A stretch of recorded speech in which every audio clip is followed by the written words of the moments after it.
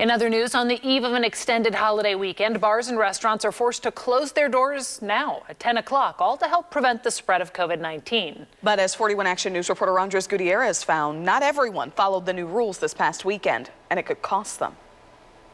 Regulated Industries is the agency that oversees every aspect of a liquor license here in Kansas City, Missouri. According to them, about half a dozen businesses completely ignored the new restrictions this past weekend, and that's not sitting well with some bar owners. We're doing everything right that the city has told us to do, and we're okay with the restrictions and guidelines. But closing Charlie Hooper's dining room and bar now at 10 o'clock means they're losing a quarter of their sales every night. This is a place that a lot of people come back into town, and they've been coming to Hooper's for 40 years plus. So to not have that as a gathering place and to really kind of, make us shut down at 10 o'clock, it definitely kind of destroys a little bit of the nostalgia of Hooper's. Patrons are supporting them any way they can and say they're appreciative of the steps taken to contain the spread of the virus. Everyone's being very careful. There's a lot of things that they don't bring to the table that they might have normally. However, not every establishment in KCMO is doing the same. According to Regulated Industries manager Jim Reddy, his office did 185 inspections last weekend.